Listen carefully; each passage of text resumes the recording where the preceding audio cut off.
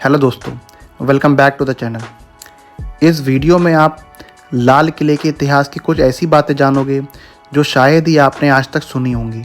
तो चलिए वीडियो को स्टार्ट करते हैं। नंबर 1, इस इमारत का नाम लाल किला रेड फोर्ट अंग्रेज़ों ने 19वीं सेंचुरी में रखा था, क्योंकि इस फोर्ट की बड़ी बड़ी और ऊंची ऊंची लाल संगमरमर की पत्थर से बनी दीवारों की वजह से शायद वो अंग्रेज़ ही थे जिन्होंने इसको रेड फोर्ट कहना शुरू किया।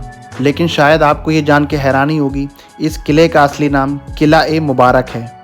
ये किला ए मुबारक नाम इसको मुग़ल एम्परर शाहजहाँ ने दिया था। नंबर 2, शाहजहाँ ने लाल किले के पास एक शहर बसाया था जिसका नाम था शाहजहानाबाद। आज हम इसको पुरानी दिल्ली के नाम से जानते हैं। नंबर 3, लाल किला 1638 में बनना स्टार्ट हुआ और 1648 में बनकर तैयार हो गया। 10 साल इसको बनने में लगे। जिस समय ये बन के तैयार हुआ तब शाहजहाँ अफ़गानिस्तान के काबुल में थे। उनको जब ये खबर लगी तो वो तुरंत ही दिल्ली वापस आ गए। नंबर 4, लाल किले के 2 मेन गेट हैं। एक है लाहौरी दरवाज़ा और दूसरा है दिल्ली दरवाज़ा। दिल्ली दरवाजे के रास्ते ही शाहजहाँ नमाज़ पढ़ने के लिए जामा मस्जिद जाते थे, लेकिन बाद में औरंगज़ेब ने अपने और अपनी बेगमों के लिए लाल किले के अंदर ही एक मस्जिद बनवा ली थी। इस मस्जिद का नाम है मोती मस्जिद। नंबर 5, दिल्ली दरवाज़ा तो अब आम जनता के लिए बंद हो गया है। केवल लाहौरी दरवाजे से ही आप एंट्री कर सकते हैं। लाहौरी दरवाजे का नाम लाहौरी इसलिए पड़ा क्योंकि इसका फ्रंट लाहौर की तरफ था। नंबर 6, औरंगज़ेब ने लाहौरी दरवाजे के सामने लाल पत्थर की एक बहुत बड़ी दीवार बनवा दी थी। इस दीवार को घूंघट वाली दीवार कहते हैं। शाहजहाँ को ये बात बिल्कुल भी पसंद नहीं आई। उस टाइम शाहजहाँ आगरा में थे और उन्होंने वहाँ से ही औरंगज़ेब को एक पत्र लिखा और उस पत्र में लिखा, दीवार बनवा कर मानो तुमने किले की दुल्हन के चेहरे पर घूंघट डाल दिया है। लाहौरी दरवाज़ा चांदनी चौक के बाज़ार के ठीक सामने था। नंबर 6, इसी घूंघट वाली दीवार पर 15 अगस्त 1947 को पहली बार पंडित जवाहरलाल नेहरू ने देश का तिरंगा लहराया था। तब से हर साल यहाँ पर 15 अगस्त को देश का तिरंगा लहराया जाता है। नंबर 7, लाहौरी दरवाजे से अंदर जाने के बाद यहाँ पर मीना बाज़ार शुरू हो जाता था और ये बाज़ार आज भी लगता है। शायद आपको पता नहीं होगा, इस बाज़ार को छत्ता बाज़ार भी कहते हैं।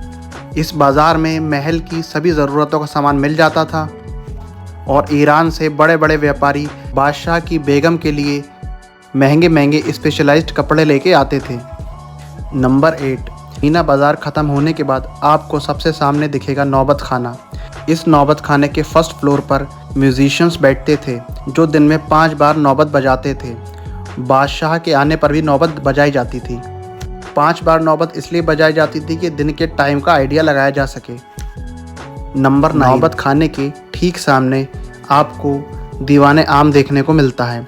नाम से ही जाहिर है यहाँ पर आम लोगों की परेशानी और समस्याओं को सुना जाता था और बादशाह इस दीवाने आम के इस सिंहासन पर बैठकर लोगों की समस्याओं का समाधान करते थे।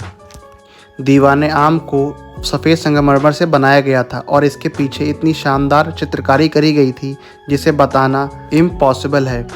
इस चित्रकारी को फ्रेंच आर्टिस्ट ऑस्टिन डी बॉर्डो ने किया था। शायद बहुत कम लोगों को पता होगा, दीवाने खास के इस सिंहासन को नशे मने जिले इलाही कहा जाता था।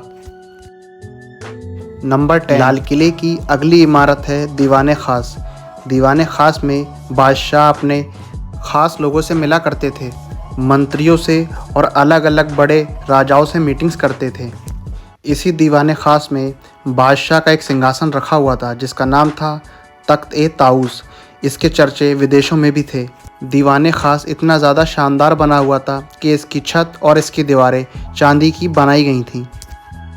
इसी दीवाने ख़ास के अंदर फ़ारसी का वो सबसे फेमस शेर लिखा गया है, गर फिरदौस बर रुए ज़मी अस्त, हमी अस्तो हमी अस्तो हमी अस्त। नंबर 11, लाल किले में और भी बहुत सारे महल हैं, लेकिन शाहजहाँ ने अपनी रानियों के लिए जितने भी महल बनवाए उसमें से सबसे पहला जो महल था उसका नाम था रंग महल। ये रंग महल दीवाने खास के पास में है। रंग महल के बीच से नहरें बहिश्त बहा करती थी। ब्रिटिश काल में अंग्रेज़ों ने इसको रसोई घर में कन्वर्ट कर दिया था। नंबर 12, अगली इमारत है मुमताज़ महल। शाहजहां ने इस इमारत को अपनी बीवी मुमताज़ महल की याद में बनवाया था, जो कि उनकी मृत्यु के बाद बनवाई गई थी। इस इमारत में केवल बादशाह और राजकुमारों को आने की इजाज़त थी। ब्रिटिश टाइम में जब अंग्रेज़ों ने इस इमारत पर कब्ज़ा कर लिया तो इसको जेल में कन्वर्ट कर दिया था। नंबर 13, रंग महल के पास में ही बादशाह ने अपना एक निजी महल बनवाया था। इस महल का नाम था ख़ास महल। ख़ास महल में 3 कमरे होते थे। पहला तस्बीह खाना, दूसरा ख्वाबगाह और तीसरा बड़ी बैठक। तस्बीह खाने में बादशाह इबादत करते थे, ख्वाबगाह उनका पर्सनल बेडरूम था और बड़ी बैठक उनका ड्राइंग रूम था। लाल किले में 2 इमारतें आपको आमने सामने देखने को मिलती हैं। एक का नाम है सावन और दूसरी का नाम है भादो।